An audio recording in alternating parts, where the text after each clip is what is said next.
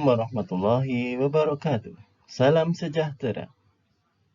Di era globalisasi ini, tantangan terhadap identitas bangsa semakin nyata. Dalam kesempatan ini, saya akan memaparkan strategi mempertahankan bahasa Indonesia yang saya sarikan dari artikel Eksistensi Bahasa Indonesia di Hari Sumpah Pemuda karya Siti Isnaniah.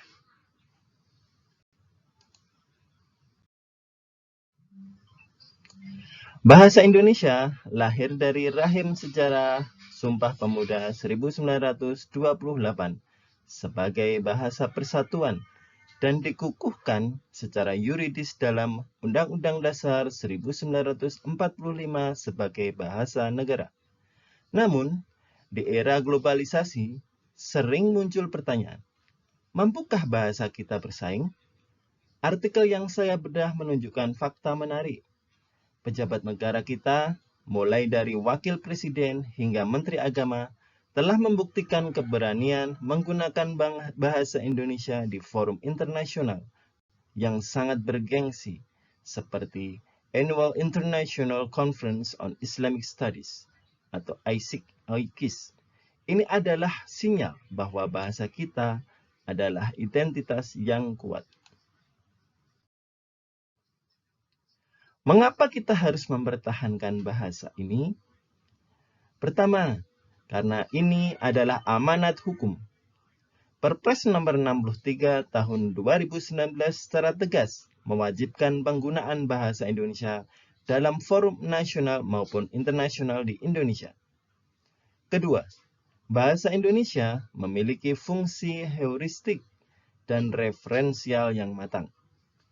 Artinya, bahasa ini mampu menjadi pengantar ilmu pengetahuan, teknologi, hingga peradaban Islam yang moderat, sebagaimana dibuktikan oleh para presenter akademisi di ajang ICIS.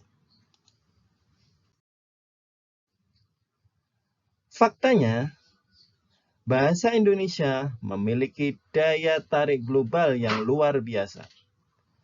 Artikel mencatat, ribuan mahasiswa asing dari berbagai benua, mulai dari Jepang, Rusia, hingga Afrika Selatan, datang untuk mempelajari bahasa dan budaya kita melalui program PIPA di Perguruan Tinggi Keagamaan Islam PTKI. Ini membuktikan bahwa bahasa Indonesia diminati dan mampu menjadi jembatan peradaban dunia. Lantas, apa yang harus kita lakukan? Langkah konkretnya adalah sinergi. Pejabat negara harus menjadi teladan dengan menggunakan bahasa Indonesia di forum akademik.